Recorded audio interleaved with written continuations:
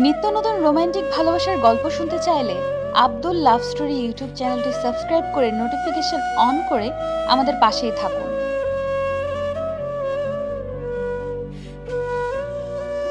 কি হয়েছে সন্ধ্যা, কান্না করতেছো কেন?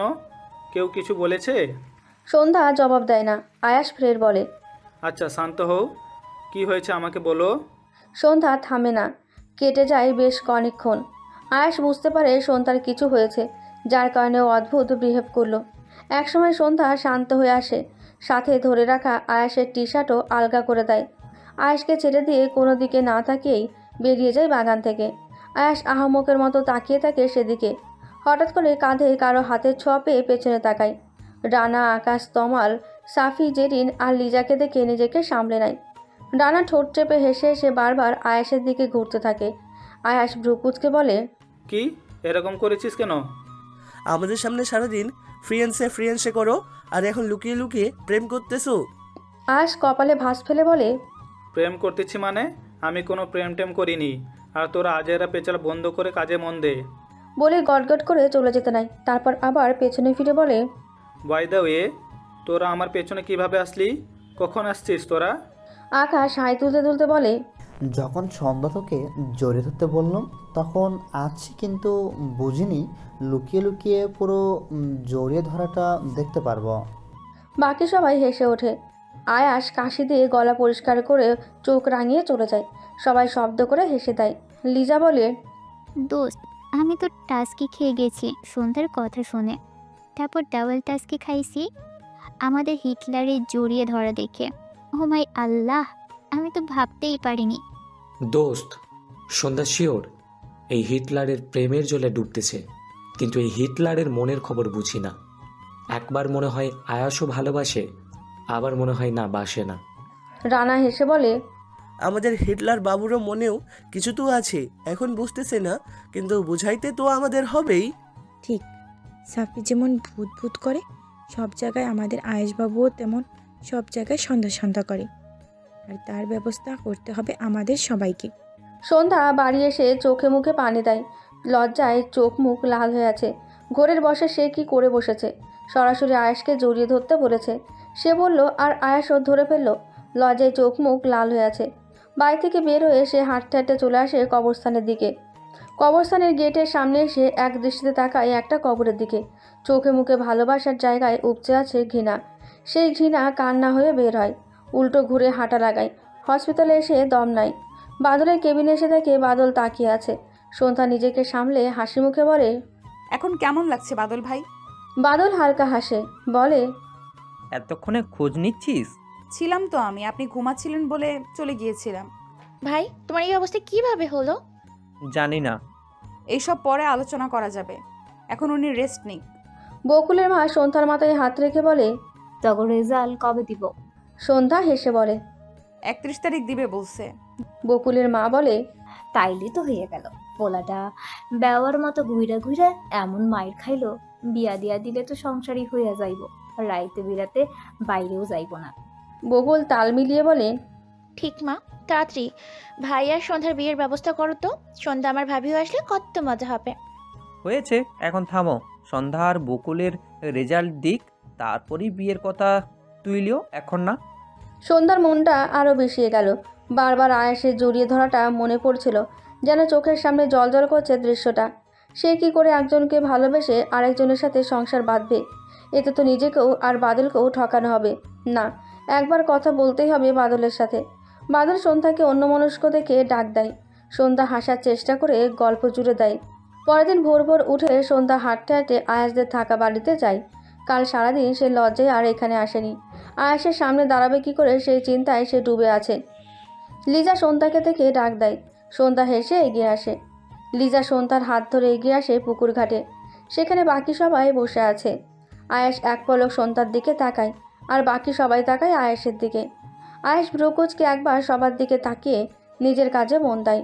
রানা গলা খাকারি দিয়ে বলে, আরে সন্ধ্যা, আসো আসো, আজ তোমার মন ভালো তো? সন্ধ্যা খানিকটা চমকায়, তারপর হেসে মাথা নাড়িয়ে মাথা নিচু করে নেয়। আর চোখে একবার আয়াসের দিকে তাকায়। সাফি হেসে বলে, মন আবার ভালো থাকবে না আমাদের হিট? এটুকু বলতেই পায়ে পাড়া লাগিয়ে দেয় আকাশ। সাফি চেঁচিয়ে ওঠে। আকাশের দিকে তাকিয়ে কিছু বলতে গেলেই সে রাগি চোখে তাকায়। বাকি সবাই তাকিয়ে আছে তাদের দিকে। সাফি বোকা বোকা হাসি দিয়ে মাথা চুলকে নিজের পা ডলতে থাকে। রানা বলে, সন্ধ্যাকে আজ অন্যরকম লাগতেছে না? জেরিন মাথা নাড়িয়ে বলে, ঠিক ঠিক। সন্ধ্যা, সামনে বিয়ে বলে কি এমন লজ্জা পাচ্ছ না নাকি? সন্ধ্যা কিছু বলে না। লিজা আগ্রহ নিয়ে জিজ্ঞেস করে, তোমার বিয়ে কবে সন্ধ্যা? সন্ধ্যা মাথা নিচু করে বলে, 2 তারিখে। রানা আফসোসের স্বরে বলে, ইস, তাহলে তো সন্ধ্যার বিয়ে খাওয়া হচ্ছে না আমাদের। আয়া সন্ধ্যার দিকে তাকিয়ে থাকে। মুহূর্তেই মনে পড়ে যায় কালকে জড়িয়ে ধরাটা। হার্টবিটের সাথে সাথে শিরা উপশিরা কেঁপে ওঠে অনুভূতির দখলে। শুধু এই অনুভূতিতে বুঝে উঠতে পারে না। সন্ধ্যা হাঁসফাঁস করতে থাকে। লিজা আয়াসকে বলে, দোস্ত, আমরা সন্ধ্যার বিয়েতে খেতে যাই। আয়াস ফোন কল করতে করতে বলে, বিয়ে খাওয়া যায় না, বিয়ের দাওয়াত খাওয়া যায়। তা তোরা কি ইনভিটেশন পাইছিস? সন্ধ্যা চোখ তুলে তাকায়। মানুষটা এত আজব কেন? আয়াস ফোন পকেটে রাখতে রাখতে বলে, 30 তারিখ আমরা চলে যাচ্ছি, সবাই সব গুছিয়ে নে, আজ থেকে পেশেন্টের ভিড় হবে। সন্ধ্যা চমকে তাকায় আয়াসের দিকে। 30 তারিখ চলে যাবে মানে? আজ তো 28 তারিখ। তাহলে শহরের ডাক্তাররা আর মাত্র 2 দিন থাকবে। আর কি দেখা হবে কখনো? শহুরে ডাক্তার কি মনে রাখবে তাকে? পরে 2 দিন কেটে গেল আয়াসের ব্যস্ততা আর সন্ধ্যার অস্থিরতায়। আজ আয়াসেরা চলে যাবে।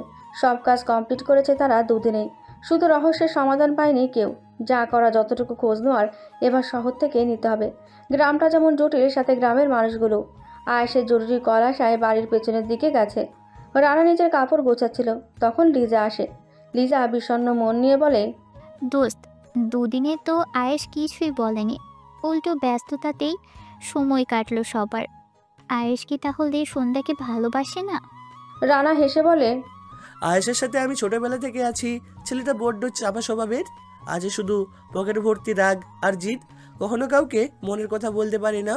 তবে এক্ষেত্রে ও নিজেই বুঝতেছে না নিজের অনুভূতিগুলো। আমি দেখেছি সেদিন হসপিটালে যখন সন্ধ্যা পাগলামি করতেছিল, তখন আয়াস অনুভূতি শূন্যর মতো তাকিয়েছিল। আমরা এভাবে কখন তাকাই জানিস, যখন আমাদের কষ্ট হয়। লিজা উত্তরে বলে, সেসব তো বুঝলাম, কিন্তু আমরা এই দুই জুটিকে মেলাবো কিভাবে? তাছাড়া আয়েশের ওই খাটাস ফিয়ান্সি তো আছেই, আবার সন্ধ্যারও 2 দিন পরই বিয়ে। রানা নিজের কাজ করতে করতে বলে, দেখতে থাক কি হয়। কিছু কিছু সময় দূরত্ব অনুভূতি বুঝতে সাহায্য করে।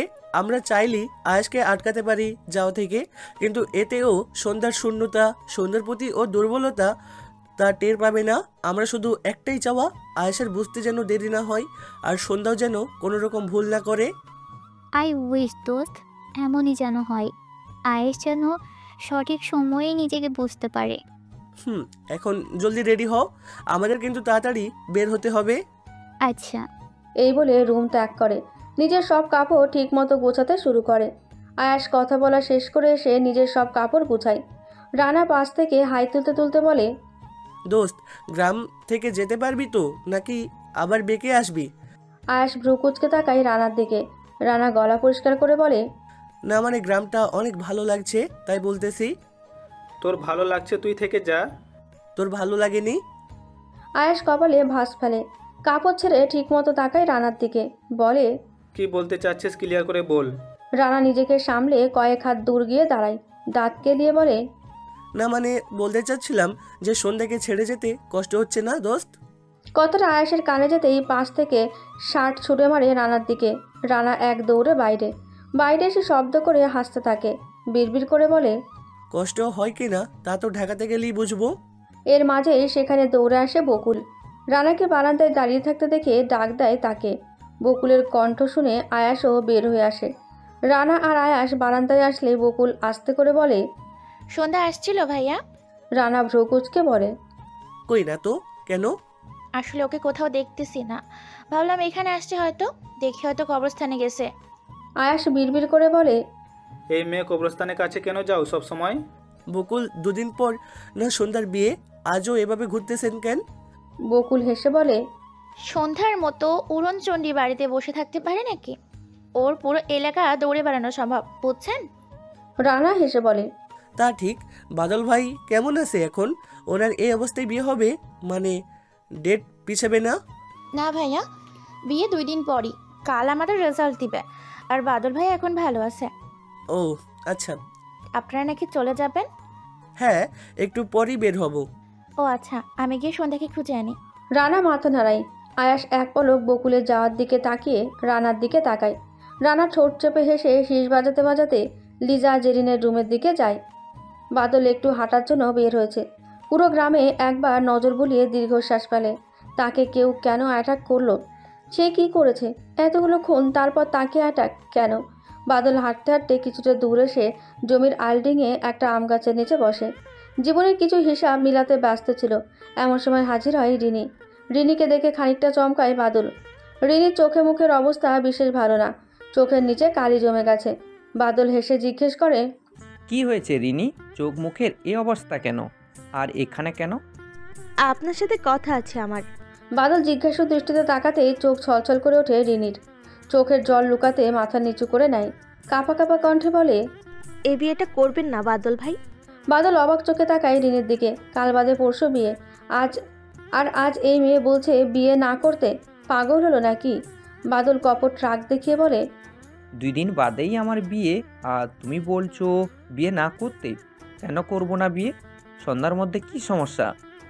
রিনি বিষাদের সুরে হেসে বলে, সমস্যা তো সন্ধ্যার নেই, সমস্যা তো আমার আছে। আমি যে আপনাকে ভালোবেসে ফেলেছি বাদল ভাই। অবাকের সপ্তম পর্যায়ে বাদল কি বলবে বুঝতে পারে না। চোখের দৃষ্টি এদিক ওদিক করে। রিনির গাল বেয়ে ততক্ষণে নোনা জলের স্রোত। বাদল নিজেকে শান্ত করে বলে, দেখো রিনি, তুমি ভালো করেই জানো আমার ব্যাপারে সবটা। আমি কাকে ভালোবাসি আর কাকে ভালোবাসি না। আমার পক্ষে সম্ভব না তোমার কথাটা শোনা। আমি সন্ধ্যাকেই বিয়ে করব। ভালোবাসতে পারবেন ওকে? বাদল মুচকি এসে বলে, বাসি তো। রিনি চোখ তুলে তাকায়, চোখ ভর্তি জল। বাদল উঠতে উঠতে বলে, তুমি খুব ভালো রিনি। তুমি আমার থেকে অনেক ভালো ছেলে পাবে, যেটা তুমি ডিজার্ভ করো। শুধু শুধু আবেগের গা ভেসিয়ে নিজের লাইফটা নষ্ট করো না, কেমন? বলে বাদল সামনের দিকে হাঁটা দেয়। রিনি শব্দ করে কেঁদে ওঠে। বাদলের কানে যায় সে শব্দ, তবুও পিছু ফিরে তাকায় না। পেছনে ফিরলে মেয়েটি আবার তার আশা করবে, যা সে চায় না। তার মাঝে সবটা জুড়ে থাকবে সন্ধ্যা, আর 2 দিন বাদে তার বউ হবে। বকুল খুঁজতে খুঁজতে সন্ধ্যাকে পেল কবরস্থানের সামনে। এক দৃষ্টিতে তাকিয়ে আছে একটা কবরের দিকে। রাগে যেন জ্বলে উঠল বকুল। এগিয়ে এসে ধমক দিয়ে বলে, এই মেয়ে, তোর কি হুঁশ জ্ঞান নাই? 2 দিন পর তোর বিয়ে, আর তুই এই মুহূর্তে এখানে কবরের সামনে এসে বসে আছস? সন্ধ্যা অদ্ভুতভাবে হেসে বলে, মানুষের আসল ঠিকানাই তো এটা। যত যাই করি, দিন শেষে আমাদের সকলের এই জায়গায় আসতে হবে। যখন আসতে হবে তখন আসিস, এখন বাড়ি চল। সবাই তোর বিয়ে নিয়ে এত ব্যস্ত। সন্ধ্যা আর বকুল পাশাপাশি হাঁটতে থাকে। বকুল কথায় কথায় বলে, জানিস, আজ না শহর থেকে আসা ডাক্তাররা চলে যাবে। সন্ধ্যা চমকে তাকিয়ে বলে, আজ কত তারিখ? 30 তারিখ। সন্ধ্যার বুকের বাম পাশে হুট করে চিনচিটে ব্যথা অনুভব হয়। এই ব্যথা কেমন ব্যথা? অনুভূতি ঘিরে যে মানুষটা সে দূরে চলে যাবে বলে তার এই ব্যথা। সন্ধ্যা কোনো রকম নিজেকে সামলায়। বকুলকে উদ্দেশ্য করে বলে, তুই বাড়ি যা, আমি আসতেছি। আরে কিন্তু বেশিক্ষণ লাগবে না, চলে আসবো। আচ্ছা বলেই চলে যায়। সন্ধ্যা আয়াসদের থাকা বাড়ির রাস্তার দিকে দৌড় লাগায়। কিছুটা যেতেই দেখা পায় আয়াসের হাতে লাগেজ। আয়াসের পেছনে লিজা, জেরিন, আকাশ, তমাল, সাফি। সবাই হেসে এগিয়ে আসে সন্ধ্যার দিকে। লিজা হেসে বলে, চলে যাচ্ছি তোমাদের গ্রাম ছেড়ে, তোমাকে ভীষণ মিস করব। জেরিন বলে, হ্যাঁ, তোমাদের সাথে অনেক ভালো সময় কাটিয়েছি, সব স্মৃতি হয়ে থাকবে। আর আমাদের কোনো বন্ধু যদি তোমাদের গ্রামে বিয়ে করে, তবে আমরা আবার দেখা হবে। সবাই হেসে ওঠে। আয়াস ব্রুকুচকে তাকায় সবার দিকে। আকাশ বলে, তোমাদের গ্রামের ভূতকে ভীষণ মিস করব সন্ধ্যা। এই ভূত ভূত করে ছাপি আমার পিঠের মেরুদণ্ড ভেঙে দিতে গিয়েছিল। সাফি ভেঙচি কেটে বলে, সন্ধ্যা, ওর কথায় কান দিও না। তুমি কিন্তু বিয়ের পর ঢাকায় আসলে আমাদের ওখানেই আসবে। তমাল আয়াসের পকেট থেকে একটা কার্ড বের করে দিয়ে দেয় সন্ধ্যাকে। আয়াস হতভম্বের মতো তাকিয়ে থাকে তমালের দিকে। তমাল বিনিময়ে 32টা দাঁত দেখিয়ে দেয়। সবাই সন্ধ্যার থেকে বিদায় নিয়ে হাঁটতে শুরু করে। শুধু থেকে যায় আয়াস আর সন্ধ্যা। দুজনেই চুপ করে দাঁড়িয়ে আছে। আয়াস কি বলবে বুঝে ওঠে না। সন্ধ্যা কাঁপা কাঁপা গলায় জিজ্ঞেস করে, আপনারা সত্যিই চলে যাচ্ছেন শহুরে ডাক্তার? আয়াস মাথা নাড়িয়ে বলে, যেতে তো হবেই। আমরা এসেছিলাম কাজে, সেই কাজ তো শেষ। ও হুম। তারপর আবার দুজনে চুপ। দুজনের মনেই অনেক কথা, অথচ দুজনে জড়তায় ভুগছে। অস্বস্তিতে কেউ কিছু বলতে পারছে না। আয়াস নিজেই আবার জিজ্ঞেস করে, কাল তোমার রেজাল্ট দিবে? হুম। গুড, ভালো করে পড়াশোনা করবে। বাদল ভাইকে দেখে যতটুকু মনে হয়েছে উনি অনেক ভালো, তুমি বলে দেখতে পারো। হুম। আবারও নীরবতা। আয়াস লাগেজ হাতে নিয়ে দুপা এগিয়ে বলে, আচ্ছা ভালো থেকো আর নিজের খেয়াল রেখো। আপনি কি শহরে গেলে আমাকে ভুলে যাবেন শহুরে ডাক্তার? একটুও মনে পড়বে না আমাকে? আয়াসের পা থেমে যায়। সন্ধ্যার প্রশ্নের উত্তরে কি বলবে বুঝে ওঠে না। লাগেজ নিয়ে দ্রুত পায়ে হেঁটে চলে যায়। সন্ধ্যা ছলছল দৃষ্টিতে তাকিয়ে থাকে সেদিকে। যতটুকু দেখা যায় ততটুকু তাকিয়ে থাকে সন্ধ্যা। চোখের আড়াল হতেই মাটিতে বসে পড়ে। চোখ থেকে টুপটাপ কয়েক ফোঁটা জল গড়ায়। ভীষণ কাতর স্বরে আওড়ায়, আপনাকে ভালোবেসে সন্ধ্যা মালতী নিজের অস্তিত্ব হারিয়ে ফেলেছে শহুরে ডাক্তার। নিজের অজান্তেই কয়েকটা দিনে আপনাকে কিভাবে ভালোবেসেছি আমি জানি না, তবে আমি আপনাকে ভীষণ ভালোবাসি শহুরে ডাক্তার, ভীষণ বেশি। আপনি আমাকে ভালোবাসলে কি খুব ক্ষতি হতো শহুরে ডাক্তার? পেছন থেকে এই ভীষণ কাতর স্বর শোনে রানা। সন্ধ্যার কষ্টে জড়ানো কণ্ঠ যেন ভেতরটাকে পুড়িয়ে দেওয়ার ক্ষমতা রাখে।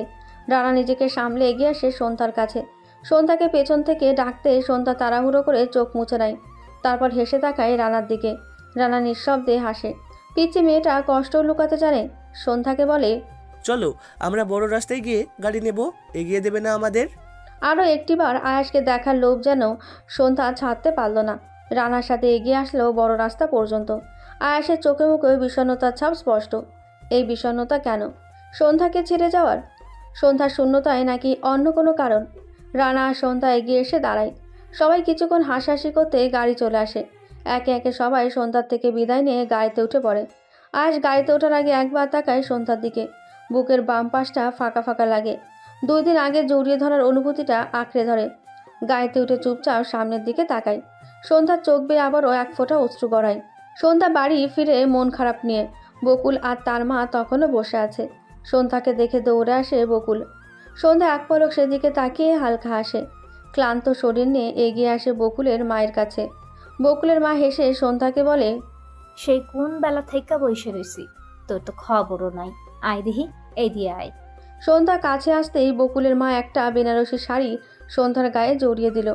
সন্ধ্যা একবার নিজের গায়ে জড়ানো বেনারসির দিকে তাকায় তো আরেকবার বকুলের মায়ের দিকে। আর মাত্র 2 দিন, তারপরে সে অন্য কারো হয়ে যাবে। আর বদলে যাবে তার ভালোবাসার ধরন। হয়তো সময়ের টানে ভালোবাসার মানুষটাও বদলে যাবে। সন্ধ্যার ভাবনার মাঝেই বকুলের মা সন্ধ্যার থুতনি উঁচু করে বলে, মাশাল্লাহ, মাইয়াটারে কি সুন্দর লাগতেছে। তারপর সবাই গল্প শুরু করে। বকুল আর বকুলের মা চলে যায়। শাহিদা ভীষণ ব্যস্ত নিজের মেয়ের বিয়ে নিয়ে।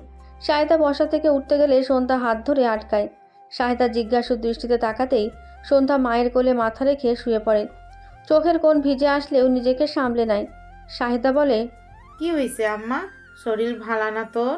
সন্ধ্যা অদ্ভুতভাবে হেসে বলে, ভালো। শাহিদা বুঝে মেয়ের মন খারাপ, তাই মেয়ের মাথায় হাত বুলাতে থাকে। সন্ধ্যা ঠোঁট কামড়ে নিজের কান্না সংবরণ করে। 6 ঘন্টা জার্নির পর ঢাকা এসে পৌঁছায় আয়াসরা। নিজের শহরে এসে যেমন সবার ভালো লাগছে, তেমনই গ্রামের কাটানো দিনগুলোও খারাপ লাগা তৈরি করছে। সবাই নিজেদের মতো কথা বলায় ব্যস্ত থাকলেও আয়াস চুপচাপ।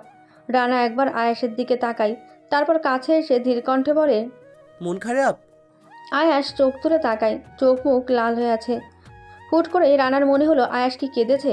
রানা ব্যস্ত কণ্ঠে বলে, তুই কি কাঁদছিস? তোর মুখের এই অবস্থা কেন? আয়াস হালকা হেসে বলে, কাঁদিনি, এমনিতেই চোখ মুখ লাল হয়ে আসছে। আচ্ছা শোন, তোরা সাবধানে যাস, আমি দ্রুত বাড়ি যাই। তারপর সবার থেকে বিদায় নিয়ে বাড়ির রাস্তায় হাঁটা লাগায় আয়াস। পেছন থেকে তার বন্ধুমহল হাসে। আয়াস গলি পেরিয়ে নিজেদের বাড়ি চলে আসে। দরজা খুলে আয়াসের মা আফরা। আফরা তো ছেলেকে দেখেই খুশি। আয়াস কিছুক্ষণ কথা বলে নিজের রুমে যায়। কতগুলো দিন পর নিজের রুমকে দেখেও তার প্রশান্তি মেলে না। এত অস্থিরতা, এত শূন্যতা কিসের? কেন মনে হচ্ছে তার কোনো এক অংশ নেই? তার বুকের বাম পাশে কিসের ব্যথা?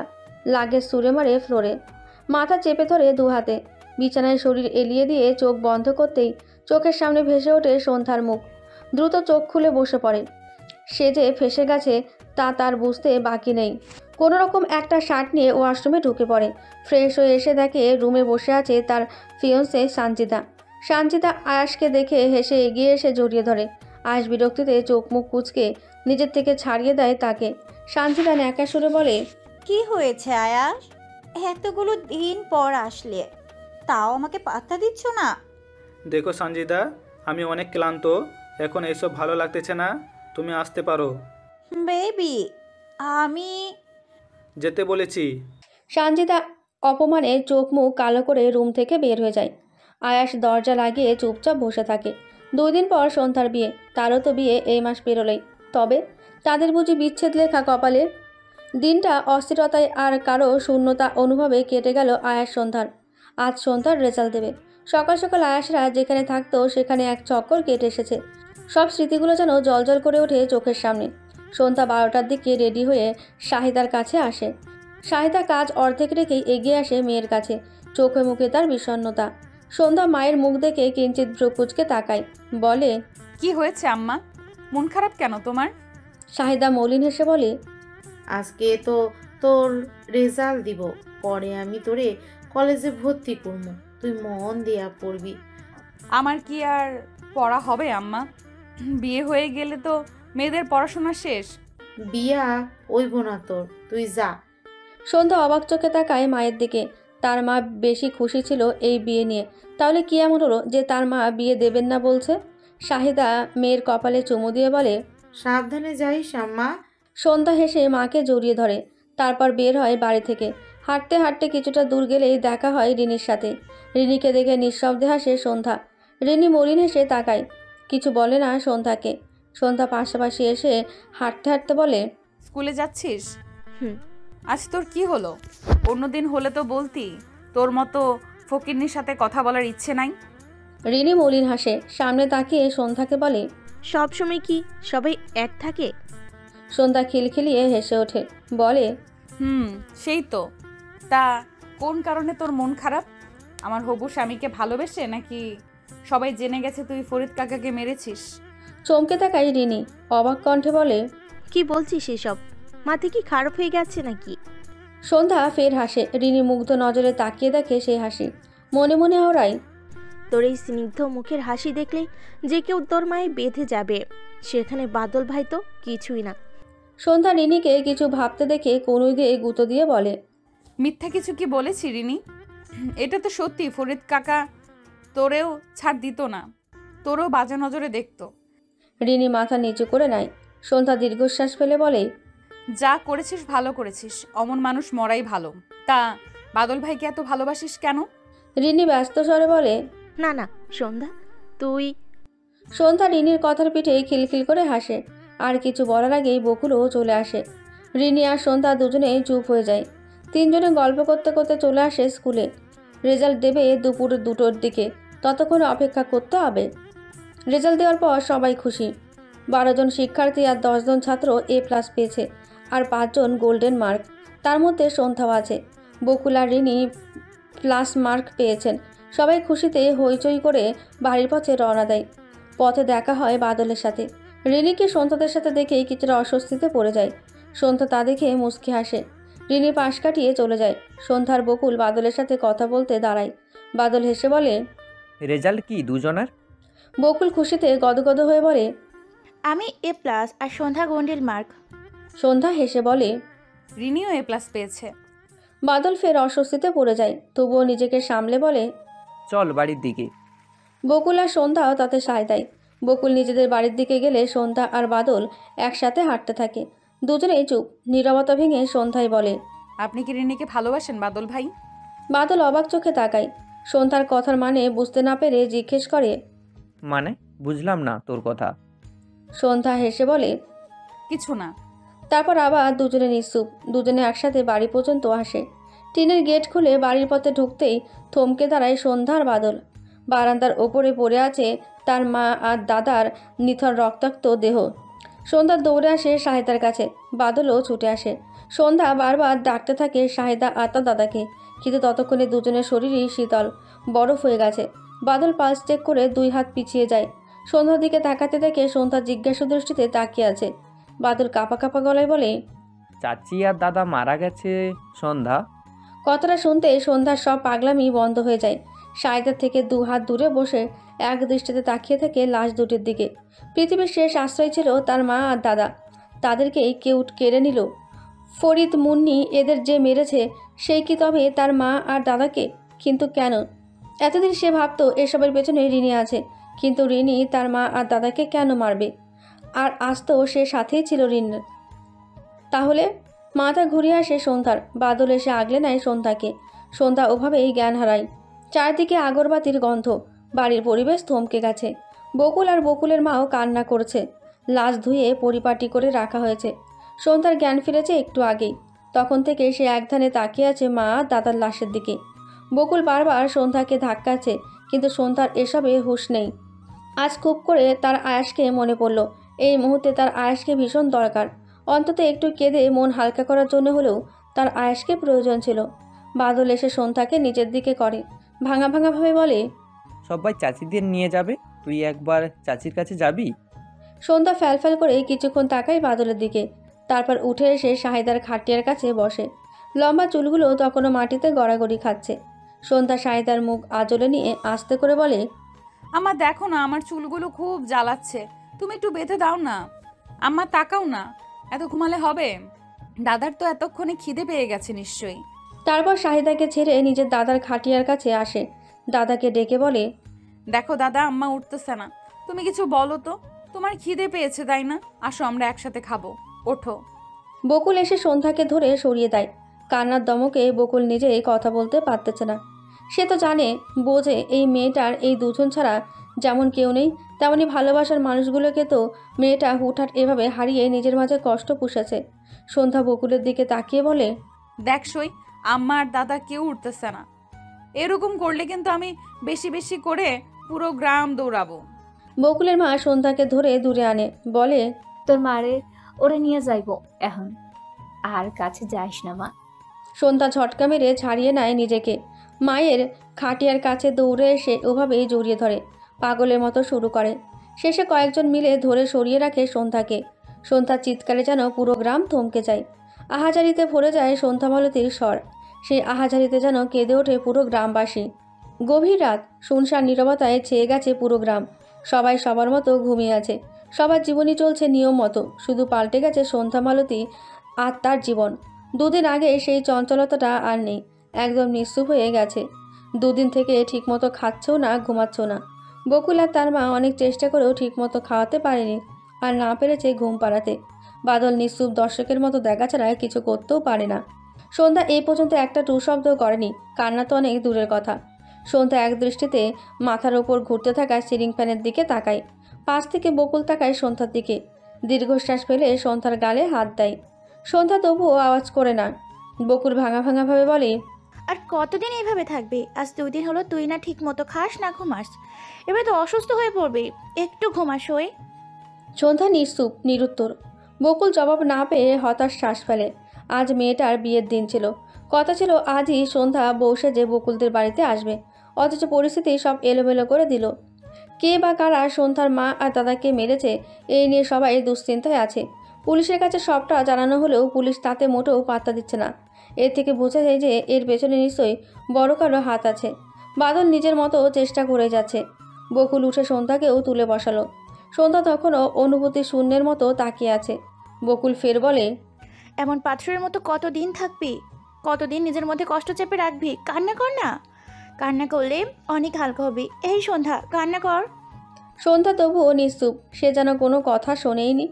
বকুল কি করবে বুঝে উঠতে পারে না। অনেক চেষ্টার পরও যখন সন্ধ্যা কাঁদে না, তখন বকুল করে বসে এক অনাকাঙ্ক্ষিত কাজ, ঠাস করে থাপ্পড় বসে দেয় সন্ধ্যার গালে। সন্ধ্যা ফ্যালফ্যাল করে তাকায়, তবুও কাঁদে না, আর না কোনো কথা বলে। বকুল নিজেই কেঁদে দেয়, জড়িয়ে ধরে তার সইকে। সন্ধ্যা অদ্ভুতভাবে হাসে। ফজরের আজান দেবে দেবে ভাব। সন্ধ্যা বকুলের কোলে মাথা রেখে মাত্রই ঘুমিয়েছে, তবুও ঘুমিয়ে পড়েছে। এমন সময় সন্ধ্যা স্বপ্নে তাকে তার মা দাদা আহাজারি করছে, কান্না করছে, তাকে বারবার বলছে, পালিয়ে যা সন্ধ্যা, ওরা তোকে বাঁচতে দেবে না, পালিয়ে যা। শেষ সময়ে ভেসে ওঠে ফরিদের মুখ। বিভৎস মুখ নিয়ে এগিয়ে আসছে তার দিকে, চিৎকার করে যেন বলছে, তুই আমাকে সবার সামনে অপমান করেছিস তাই না? তোর মা আর দাদাকে যেভাবে মেরেছি তোকেও মারবো। বিকট শব্দে হেসে ওঠে, লাফিয়ে ওঠে সন্ধ্যা। ঘেমে নিয়ে তার একাকার অবস্থা। নিজেকে কিছুটা স্বাভাবিক করতেই কানে ভেসে আসে আজানের প্রতিধ্বনি। একবার বকুলের মুখের দিকে তাকিয়ে চুপচাপ আজান শুনতে থাকে। আজান শেষ হলে উঠে এসে অজু করে নামাজ পড়ে। মোনাজাত শেষ করে আরেকটু অপেক্ষা করে ভোরের আলো যখন আপচা আপচা ফুটে উঠেছে তখনই সে বের হয় ঘর থেকে। সবার অলক্ষ্যে চলে আসে নিজের বাড়ির প্রতিটা কোণা সে চোখ ভরে দেখে। এই বাড়িতে তার কত স্মৃতি। ফের ভেসে ওঠে তার মা দাদার পড়ে থাকা রক্তাক্ত লাশের প্রতিচ্ছবি। চোখ ভরে আসে সন্ধ্যার। দ্রুত পায়ে ঘরে ঢুকে নিজের প্রয়োজনীয় জিনিসপত্র নেয়। নিজের জমানো কিছু টাকা, তার মায়ের জমানো কিছু টাকা ছিল, সবটা নিয়ে নেয়। এই বিষাক্ত গ্রাম ছেড়ে সে অনেক দূরে হারিয়ে যাবে, যেখানে তাকে কেউ খুঁজে পাবে না। তার আর শাহিদার ছবি নিয়ে চলে আসতে গিয়ে চোখ যায় একটা কার্ডের দিকে। কার্ডটা হাতে নিতেই তার যেন ভেতর থেকে আরও হাহাকার আসে। ঠোঁটে তাচ্ছিল্যের হাসি ফুটিয়ে আস্তে করে আওড়ায়। আপনাকে আমি খুব করে চেয়েছিলাম শহুরে ডাক্তার, কিন্তু পেলাম আর কই। আপনিও হেরে গেলেন, আর আমার শেষ সম্বল আমার মা আর দাদাও হারিয়ে গেল। এ পৃথিবীতে সন্ধ্যা মালতী কেন বারবার তার প্রিয় জিনিস, প্রিয় মানুষগুলোকে হারিয়ে ফেলে? কেন এই পৃথিবী সন্ধ্যা মালতীর প্রিয় জিনিসকে তার থাকতে দেয় না? সন্ধ্যা মালতী তো নিঃস্ব, সর্বহারা, তবুও কেন তারই বারবার সব হারাতে হয়? সন্ধ্যা মালতীর আর হারানোর কিচ্ছু নেই, এবার শুধু প্রাণটাই বুঝি হারানো বাকি। অদ্ভুতভাবে হাসে সন্ধ্যা। তার শহুরে ডাক্তারের কার্ডটা হাতে নিয়ে ঘর থেকে বের হয়। পুরো বাড়ি আরও একবার দেখে নিয়ে বের হয়ে আসে। একটু হেঁটে আসে কবরস্থানের সামনে। কবরস্থানে যদিও মেয়েদের ঢোকা নিষেধ, তবুও কেউ নেই বলে সন্ধ্যা সাহস করে ঢুকে পড়ে। নতুন 2টা কবরের কাছে গিয়ে বসে পড়ে। মা আর দাদার কবর দেখে তার হাউমাউ করে কাঁদতে ইচ্ছে করে। মায়ের কবর জড়িয়ে ধরে শক্ত করে। মা একটা গন্ধ আসে নাকে, কেঁদে ওঠে শব্দ করে। তার চোখের জলে যেন ভিজে যায় মায়ের কবরের সদ্য মাটি। নিজের দাদার কবরও জড়িয়ে ধরে তারপর উঠে যায়। প্রিয় কিছু কবরের দিকে তাকিয়ে যেন বিদায় জানায়। সকালের আলো ঠিক মতো ফোটার আগেই সন্ধ্যা মুখে আঁচল চেপে গ্রামের বড় রাস্তার দিকে হাঁটা লাগায়। সেখান থেকে অটোরিকশা করে স্টেশন পর্যন্ত যাবে, তারপর চলে যাবে এক অপরিচিত শহরে। সকাল সকাল আয়াস হসপিটালে এসেছে। বুকের ভেতরটা এখনও তার হাহাকার করতেছে। কাল নিশ্চয়ই সন্ধ্যার বিয়ে হয়ে গেছে। সন্ধ্যা নিশ্চয়ই এখন অন্য কারো বউ। তার সব ভাবনার মাঝেই রানা আসে। আয়াসকে অন্যমনস্ক হয়ে বসে থাকতে থেকে দীর্ঘশ্বাস ফেলে। সে এটা নিজের মনে গুমড়ে মরতেছে। কালকেও ওকে কতবার সবাই মিলে জোর করলো একটাবার সন্ধ্যার গ্রামে যাওয়ার জন্য। রানা আনমনে ভাবে কালকের কথা। কাজে অন্যমনস্কতা পছন্দ না আয়াসের। সেই আয়াসকে যখন কাল অন্যমনস্ক দেখছিল তখনই বুঝেছিল সন্ধ্যার জন্যই তার মন খারাপ। রানা এগিয়ে আসে আয়াসের কাছে, গলা পরিষ্কার করে বলে, কাজে অন্যমনস্ক ব্যাপার কি দোস্ত? আয়াস কিছু না বলে চুপ করে থাকে। রানা আয়াসের সামনাসামনি দাঁড়িয়ে বলে, গ্রাম থেকে আসার পর থেকে দেখতেছি তুই কেমন অন্যমনস্ক হয়ে গেছিস। তোর কি কিছু হয়েছে? আয়াস মাথা নাড়িয়ে আস্তে করে বলে, কিছু হয়নি। নিজের বেস্ট ফ্রেন্ডকে নিজের অনুভূতি লুকাচ্ছিস? আয়াস অন্যদিকে তাকায়, মৃদু স্বরে বলে, আমি নিজেই নিজেকে বুঝতেছি না রে। তোকে কি বলবো, আমি জানি না আমার কি হয়েছে। রানা মুচকি এসে বলে, সন্ধ্যাকে মনে পড়েছে? আয়াস তাকায় রানার দিকে। রানা হেসে বলে, দোস্ত তুই তো গেছিস মনে হয়, ভালোবাসিস সন্ধ্যাকে, তাই না? আয়াস কিছু বলে না। রানার চোখ মুখ খুশিতে জলজল করে ওঠে। দ্রুত আয়াসের কাছে এসে আয়াসকে জড়িয়ে ধরে, হেসে বলে, বুঝেছি তো আমি। দেখ আজকেই সন্ধ্যা বিয়ে, তুই তাড়াতাড়ি গিয়ে ওকে নিয়ে আয়, তাহলেই সব মিটমাট। আয়াস রানাকে ছাড়িয়ে গম্ভীর স্বরে বলে, সব কিছু চাইলে সম্ভব না। ব্যাস, তারপরই আয়াস বেরিয়ে যায়। সত্যি আয়াস গ্রামে যায়নি সন্ধ্যাকে আনতে। কাল হয়তো সন্ধ্যার বিয়েও হয়ে গেছে, এমনটাই সবার ধারণা। ফোনের শব্দে ঘোর কাটে দুজনেরই। আয়াস রানাকে নিজের কেবিনে দেখে খানিকটা অবাক হয়, বলে, তুই কখন আসলি? রানা কল কেটে ফোন সাইলেন্ট করে এগিয়ে আসে আয়াসের কাছে, বলে, যখন তুই ভাবনাই বিভোর তখন এসেছি আমি। আয়াস কিছু বলে না। দুজনে কিছুক্ষণ চুপ থাকে। দুজনের নীরবতার মাঝে লিজা, জেরিন, তমাল, আকাশ, সাফি আসে। সবারই মন খারাপ।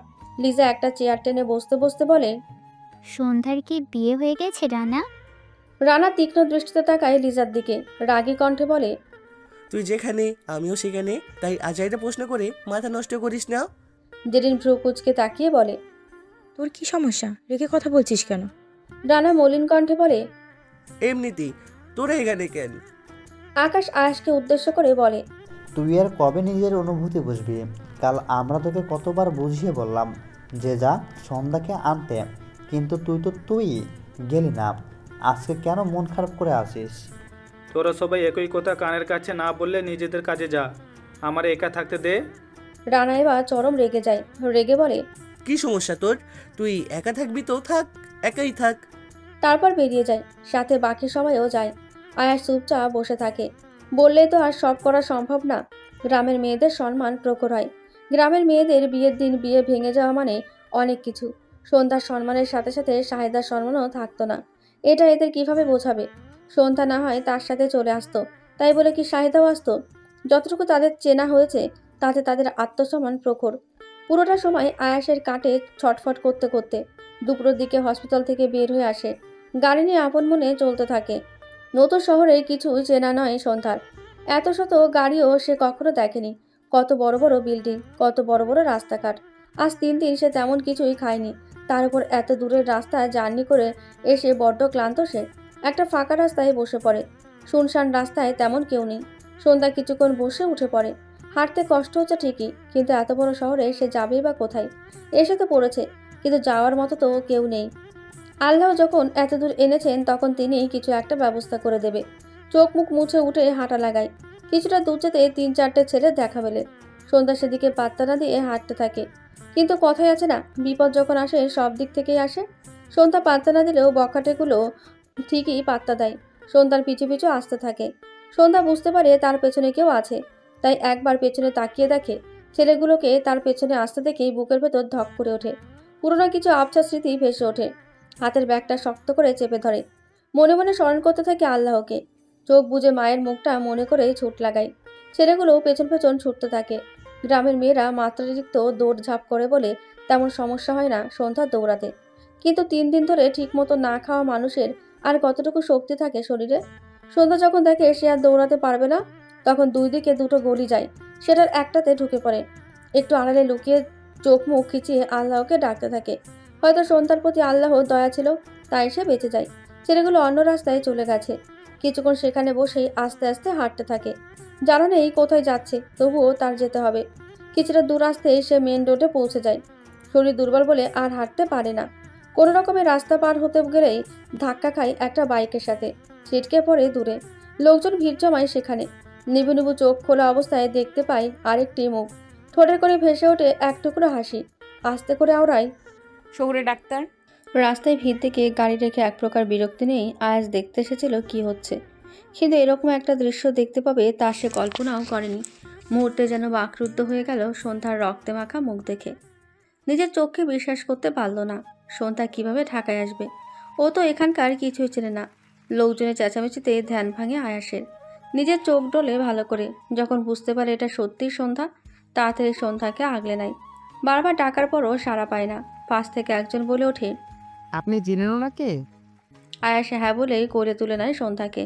দ্রুত পায়ে হেঁটে গাড়িতে সন্ধ্যাকে শুইয়ে দিয়ে নিজে এসে ড্রাইভিং সিটে বসে। পাশের একটা হসপিটালে নিয়ে আসে। ডক্টর সন্ধ্যাকে দেখে দ্রুত ভর্তি করায়। মাথায় আঘাত পেয়েছে আর রক্ত প্রচুর বেরিয়ে গেছে। আর সন্ধ্যার তো হুটহাট জ্ঞান হারানোর অভ্যাস। আয়াস একবার এখানে ছুটছে তো একবার ওখানে। A+ রক্ত জোগাড় করে সে একটু বসে। পুরো বিকালটা হসপিটালেই কেটে যায়। সন্ধ্যার জ্ঞান ফিরে সন্ধ্যার আগে। অচেনা একটা জায়গায় নিজেকে দেখেই খানিকটা ভরকায়। পাশে তাকিয়ে তাকিয়ে তার হাতে এখনও স্যালাইন চলছে। হুট করে মনে পড়ে যায় রাস্তায় ঘটে যাওয়া পুরো ঘটনা। সে যখন পুরোপুরি সেন্সলেস হয়েছিল তখন আয়াসকে দেখেছিল। কথাটা মাথায় আসতেই আশেপাশে তাকায়। মাথায় ব্যথার দরুন কিছুটা সমস্যা হলেও চারপাশে ভালো করে দেখে। আয়াসকে দেখতে না পেয়ে হতাশ শ্বাস ফেলে। তখনই রুমে প্রবেশ করে একজন নার্স। সন্ধ্যার জ্ঞান ফিরেছে দেখে মিষ্টি করে হেসে বলে, বাহ, আপনার জ্ঞান ফিরে গেছে ম্যাম। এখন কেমন ফিল করছেন? সন্ধ্যা আস্তে করে বলে, জি ভালো। আচ্ছা, আপনি রেস্ট করুন, আমি আপনার বাড়ির লোককে পাঠিয়ে দিচ্ছি। সন্ধ্যা থতমত খায়। তার বাড়ির লোক আসবে কোথা থেকে? তার মা আর দাদা তো কথাটা মাথায় আসতেই বুকে চিনচিনে ব্যথা হয়। চোখ ঝাপসা হয়ে আসে। ততক্ষণে নার্সটি বাহিরে গিয়ে আয়াসকে পাঠিয়ে দিয়েছে। দরজা খোলার শব্দে সন্ধ্যা সেদিকে তাকাতেই বাকরুদ্ধ হয়ে যায়। অনেকগুলো দিন পর তার শহুরে ডাক্তারকে দেখে চোখ ঝাপসা হয়। মানুষটাকে খুঁটিয়ে খুঁটিয়ে দেখে সে। নেভি ব্লু কালার শার্টে রক্তের ছোপ ছোপ দাগ তেমন বোঝা গেল না। আয়াস সন্ধ্যার বেডের পাশে বসে শান্ত গলায় শুধায়, এখন কেমন আছো? সন্ধ্যা কাঁপা কাঁপা গলায় বলে, ভালো। আয়াস থম মেরে কিছুক্ষণ বসে থাকে। সন্ধ্যাও নীরব। বাইরে থেকে মাগরিবের আজান গানে আসছে। আজান শেষ হওয়া পর্যন্ত দুজনে নীরবই থাকে। নীরবতা ভেঙে আয়াস বলে, তুমি এখানে কেন সন্ধ্যা? কাল তো তোমার বিয়ে ছিল, সাথে কেউ এসেছে? বাদল ভাই, আন্টি? মায়ের কথা মনে হতেই ঠোঁট কামড়ে কান্না আটকায় সন্ধ্যা। কোনো রকমে মাথা দুদিকে নাড়িয়ে বোঝায় তার সাথে কেউ আসেনি। আয়াস দীর্ঘশ্বাস নিয়ে আর কিছু জিজ্ঞেস করে না। মেয়েটা আগে কিছুটা সুস্থ হোক, তারপর না হয় জিজ্ঞেস করা যাবে সব।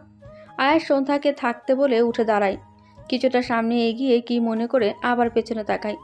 শ্বাস আটকে কোনো রকমে জিজ্ঞেস করে, তোমার কি বিয়ে হয়ে গেছে সন্ধ্যা? সন্ধ্যা চমকে তাকায়, ফ্যাল করে তাকিয়ে থাকে আয়াসের দিকে।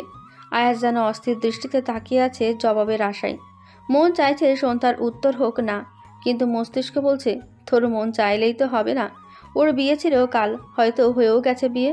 মন আর মস্তিষ্কের যুদ্ধর মাঝেই সন্ধ্যা মৃদু কণ্ঠে বলে ওঠে, বিয়ে হয়নি। ব্যাস, বুক থেকে যেন একটা বিশাল পাথর নেমে গেল। আয়াস দ্রুত পায়ে বের হয়ে যায় রুম থেকে। সন্ধ্যার বিয়ে হয়নি বিষয়টা যেন তার কাছে হাতে চাঁদ পাওয়ার মতো। আসলেই ভালোবাসার মানুষকে পাওয়াটা হাতে চাঁদ পাওয়ার মতনই। সবার ভাগ্যে কি আর ভালোবাসার মানুষ জোটে?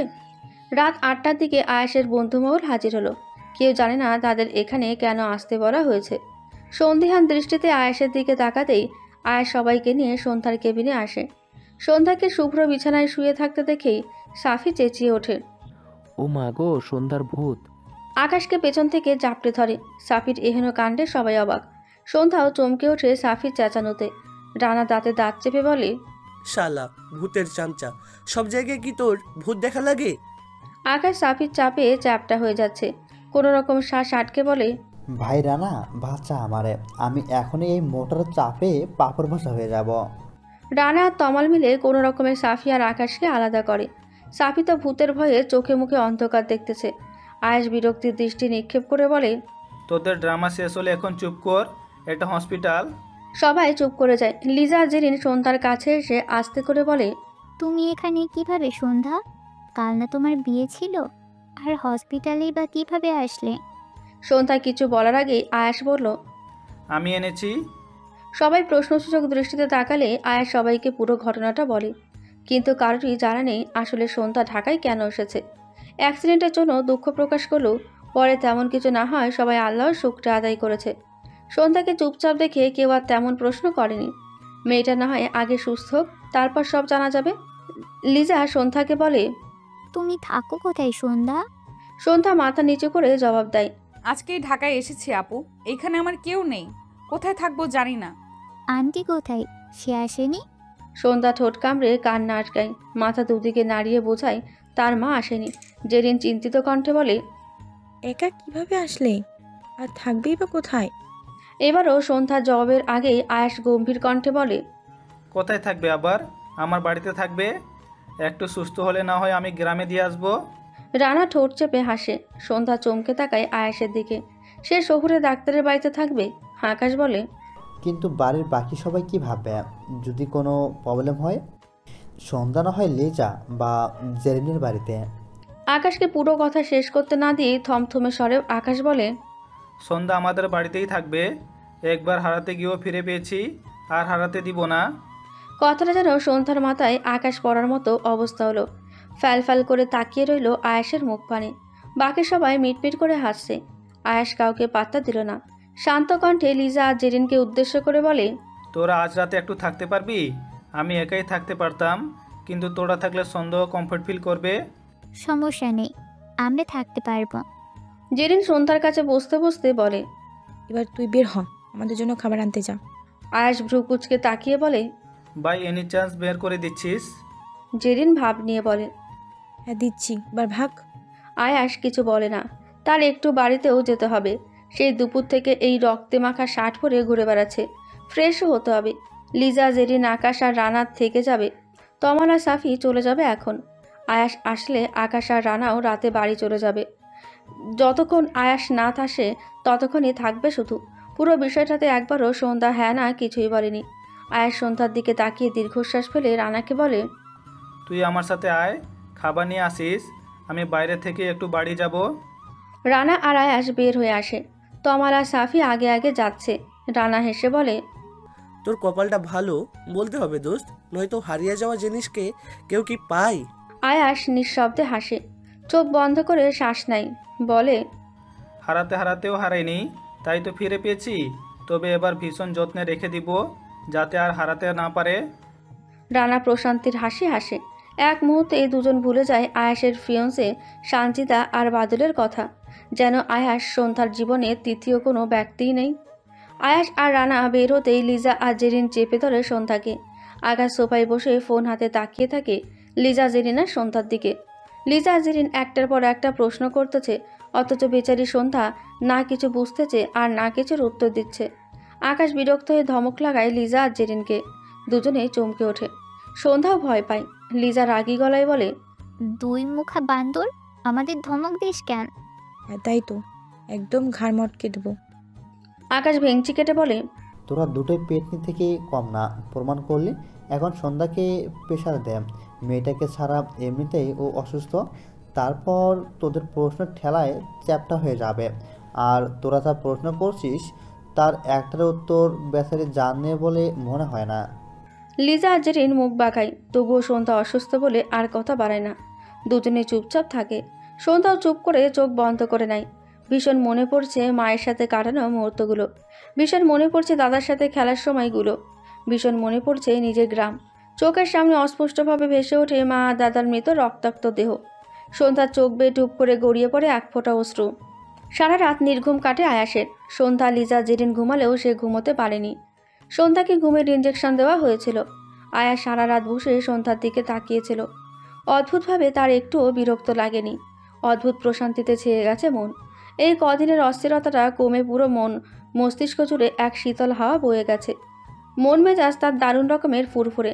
আসলেও ভালোবাসার মানুষটার মধ্যে অন্যরকম প্রশান্তি আছে, যাকে দেখলেও মানসিক শান্তি লাগে। সকাল 10টায় সন্ধ্যাকে রিলিজ দেয়। সকাল সকাল আবার আয়াসের বন্ধুদল চলে আসছে।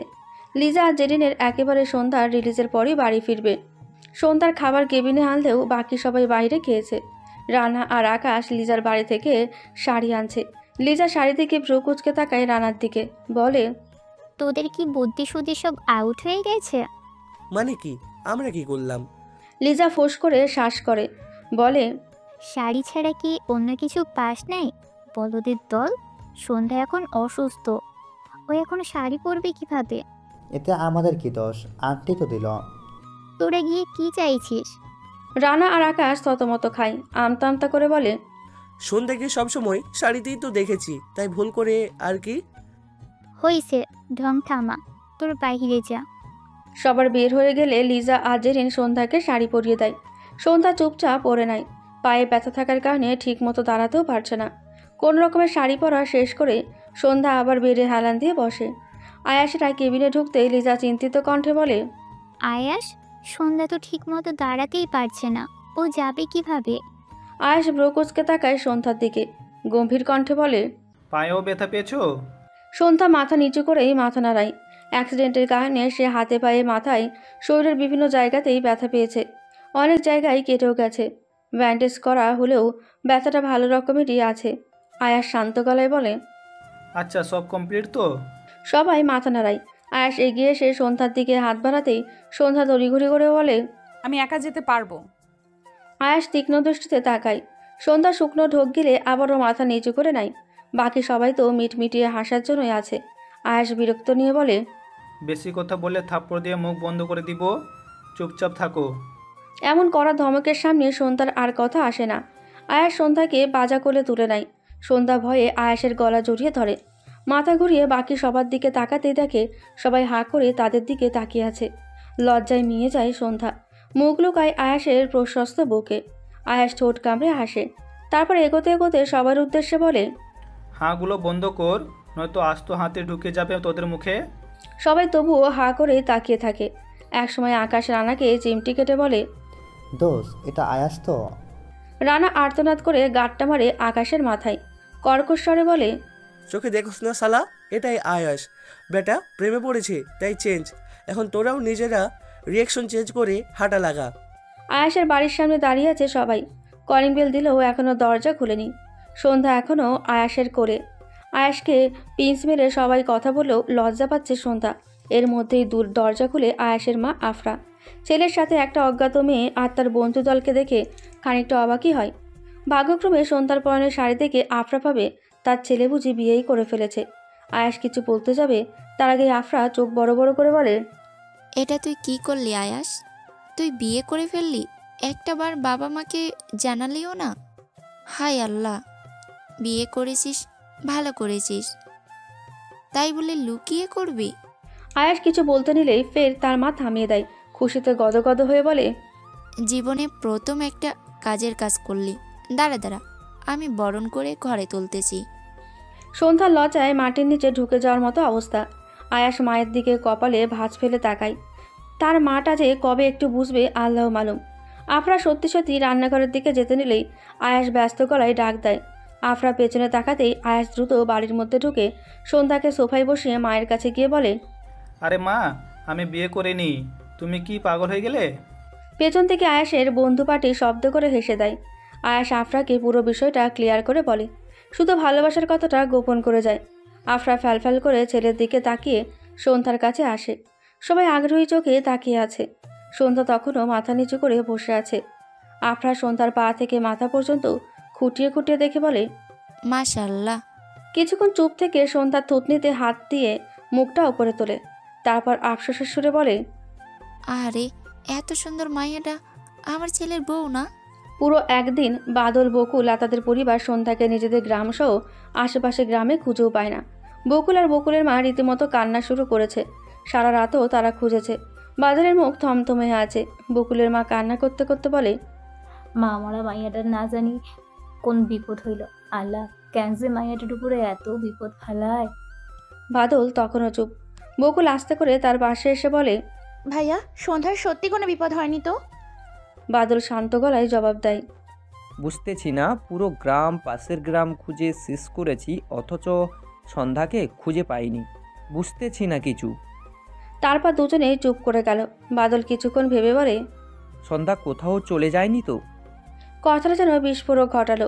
পরিবেশ মুহূর্তেই নিস্তব্ধ হয়ে গেল। বকুলের মায়ের কান্নাও থেমে গেছে। তিনি অবাক কণ্ঠে বলেন, মাইয়াটা একা একা কই যাইব? পাগলের মতো কি কর সেগুলান? ঘরের ভেতর থেকেও ও উধাও কেমনে হলো? ওকে কেউ জোর করে নিয়ে গেলে তো বকুল বুঝতো, তাই না? বাদলের কথায় যুক্তি থাকলেও কেউ তা মানতে চাইল না। বাদলও দীর্ঘশ্বাস ফেলে চুপ করে রইল, কোনো রকম কথা বাড়ালো না। সে সময় দৌড়ে আসে রিনি।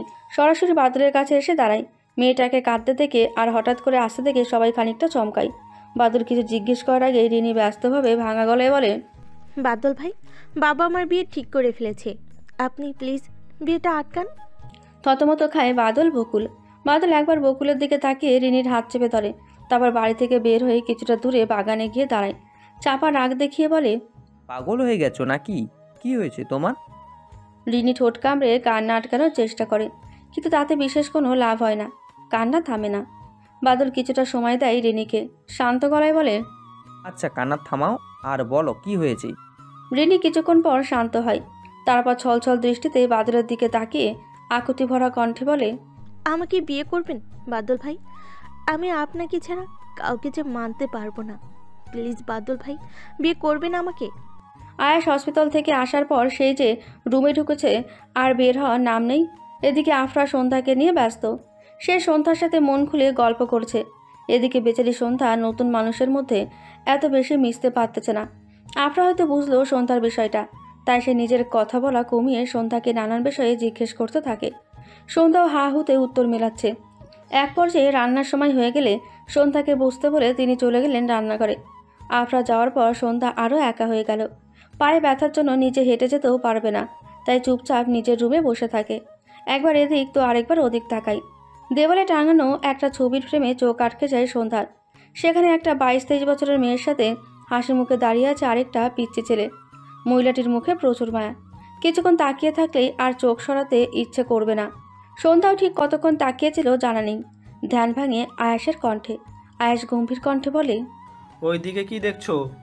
সন্ধ্যা মৃদু কণ্ঠে আওড়ায়, ওই মেয়েটা আর ছোট ছেলেটা কে দেখছি? আয়াস পেছনে তাকিয়ে একবার ছবিটা দেখে দীর্ঘশ্বাস নিয়ে বলে, তুমি কিছু খেয়েছো? সন্ধ্যা মাথা নাড়ায়, যার অর্থ হ্যাঁ।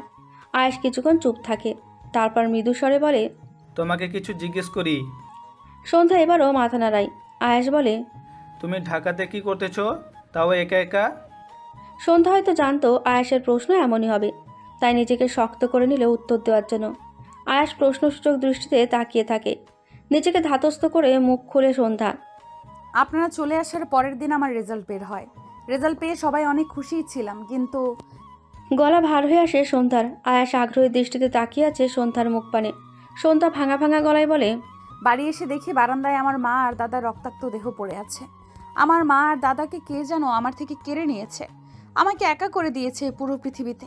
আমাকে শূন্য হাতে ফেলে মা আর দাদাও চলে গেছে। আয়াস কেঁপে ওঠে সন্ধ্যার বলা কথায়। সে স্তব্ধ হয়ে গেছে ওই একটি বাক্যেই। সন্ধ্যা তখন শব্দ করে কেঁদে ওঠে। আয়াসের কি হলো কে জানে, উঠে গিয়ে শক্ত করে সন্ধ্যাকে জড়িয়ে ধরে। সন্ধ্যাও আঁকড়ে ধরে আয়াসকে, হাউমাউ করে কাঁদতে থাকে। এতগুলো দিনের কান্না এখন উগলে আসে। মানুষটার প্রশস্ত বুক চেয়েছিল সন্ধ্যা কান্নার জন্য, আর ভাগ্যের পরিহাসে পেয়েও গেল। আয়াসের চোখের কোনো জল চিকচিক করে ওঠে। এত কিছু হয়ে গেছে, অথচ সে জানেও না। আল্লাহ জানে মেয়েটার ওপর দিয়ে কত কি গেছে। আয়াস আরও শক্ত করে আগলে নেয়। সন্ধ্যার কান্নার শব্দে ছুটে আসে আফরা। আয়াস আর সন্ধ্যাকে এই অবস্থা দেখে প্রথমে ঘাবড়ে গেলেও পরে আস্তে করে সরে যায়।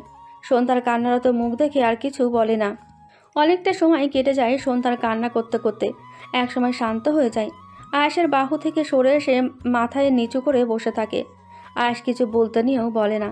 ফোন বের করে কল দেয় রানার কাছে। রানা তখন বাড়িতে, আজ সবাই ছুটি নিয়েছে। আয়াস বেশ কয়েকদিনের জন্য নিলেও বাকি সবাই একদিনের জন্য নিয়েছে। আয়াস রানার সাথে কথা বলে ফোন কেটে আবার সন্ধ্যার কাছে আসে। সন্ধ্যা তখনও হেসকি তুলে কাঁদছে। আয়াস রুম থেকে বের হয়ে নিচে আসে। আফরা চিন্তিত মুখে রান্না করছিল। আয়াস ফ্রিজ থেকে পানি বের করতে করতে আফরাকে উদ্দেশ্য করে বলে, কিছু হয়েছে মা? আফরা ছেলের দিকে শান্ত দৃষ্টিতে তাকায়, বলে, সন্ধ্যা কাঁদছিল কেন ওভাবে? আয়াস দীর্ঘশ্বাস নেয়, কিছুক্ষণ চুপ থেকে বলে, রানারা আসুক, একসাথে সব শুনবো। আফরা আর কিছু বলে না, চুপচাপ রান্না করতে থাকে। আয়াস পানি খেয়ে সরাসরি নিজের রুমে চলে যায়। রানা, আকাশ, তমাল, সাফি, লিজা, জেরিন, আফরা সবাই চুপচাপ বসে আছে লিভিং রুমে।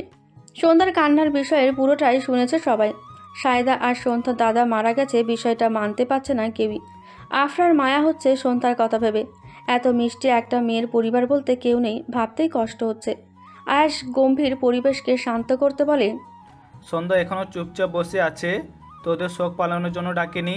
তোরা থাকলে ওর ভালো লাগবে, ওর কাছে চল। সবাই মাথা নাড়িয়ে সায় দেয়। নিজেদেরকে স্বাভাবিক করে সন্ধ্যার রুমে আসে। সন্ধ্যা সবাইকে দেখে খানিকটা অবাকই হয়, তবুও নিজেকে সামলে হাসার চেষ্টা করে বলে, তোমরা সবাই এখানে? জেরিন হেসে বলে, তোমার সাথে আড্ডা দিতে আসলাম। তুমিও তো একা একাই আছো, আর আমারও সবাই তোমাকে মিস করতেছিলাম। আচ্ছা সন্ধ্যা, আগে বলো, তোমাদের গ্রামে কখনো ভূত বের হয়নি? পাশ থেকে রানা সাফিকে গাঁটটা মেরে বলে, কেন, ভূতের কি বিয়া করাবি নাকি? ভূত তো চিৎকার শুনে ভয় পাবে, আর যেটা জাপটে ধরছিস তাতে ভূত নিজের চ্যাপটা লেগে যাবে। সাফি ভেঙচি কাটে। তমাল বলে, তোরা ভূতের সাথে ওর বিয়ে দিতে চাইছিস? দেখ গিয়ে ভূত ওরে রিজেক্ট মারবে। রিজেক্ট মারলে তোর বোনরে পটামু।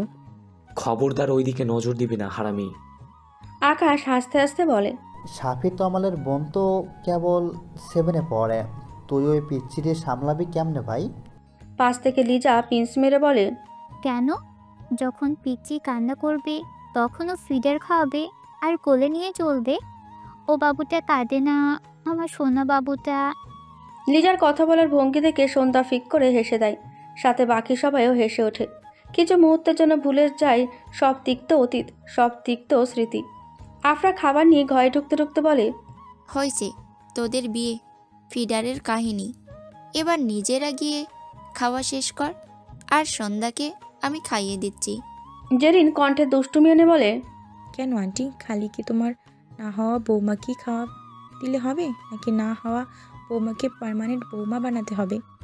আফরা মাছি তাড়ানোর ভঙ্গিমায় বলে, হোস হোস, সব যা ভাগ। আমার না হওয়া বৌমাকে পার্মানেন্ট বৌমা বানাবো নাকি কি করব আমি দেখে নেব। আয়াস ফোনে মনোযোগ দিয়ে বিড়বিড় করে বলে, এই উড়নচণ্ডীর স্বভাব জানলে পার্মানেন্ট বউ বানানোর শখ মিটে যাবে। কথার এক পর্যায়ে রানা সবাইকে থামিয়ে দেয়। সবাই জিজ্ঞাসু দৃষ্টিতে তাকালে রানা বলে, সামনের সপ্তাহে আমার বোনের বিয়ে, নিশ্চয় কেউ ভুলিসনি। আকাশ হাহুতাশ করে বলে, ভুলবো কেমনে ভাই, তোর বোনটা আমার ছেঁকা দিয়ে বিয়ে করে নিতেছে। আহারে। রানা আকাশের পেছনে লাথি দিয়ে বলে, শালা কথার মধ্যে ব্যাগড়া দিলে এক লাথিতে উগান্ডার কাইল্লা ছেড়ির কাছে পাঠামু। আকাশ হাত দিয়ে পেছনে ডলতে ডলতে বলে, এক লাথিতে এলাকার মোড় পার করতে পারলো না, আবার নাকি পাঠাবে উগান্ডা। তুই থামবি তাই না? দাঁড়া শুধু। রানা আকাশকে পুরো ঘরে দৌড়ানি দিতে থাকে। সবার হাসতে হাসতে অবস্থা খারাপ। শুধু আয়াস ভ্রুকুচকে এদের কাণ্ড দেখছে। সন্ধ্যা আফরার হাতে খাচ্ছিল। এদের কাহিনী দেখে হাসতে হাসতে খাবার গলায় আটকে যায়। রানার আকাশ ছোটাছুটি বন্ধ করে দ্রুত এগিয়ে আসে। আয়াস দ্রুত পানি নিয়ে সন্ধ্যার কাছে বসে আগে পানি খাওয়ায়। অস্থিরভাবে সন্ধ্যার মাথায় হাত বুলাতে থাকে। আফরা পিঠে হাত বুলাচ্ছে। লিজা, জেরিন, তমাল, সাফি তারাও ব্যস্ত হয়ে গেছে। সন্ধ্যার কাশি বন্ধ হয়ে গেলেও হুট করেই কেঁদে ওঠে। সবাই আরও অস্থির হয়ে পড়ে। সন্ধ্যা ভাঙা গলায় বলে,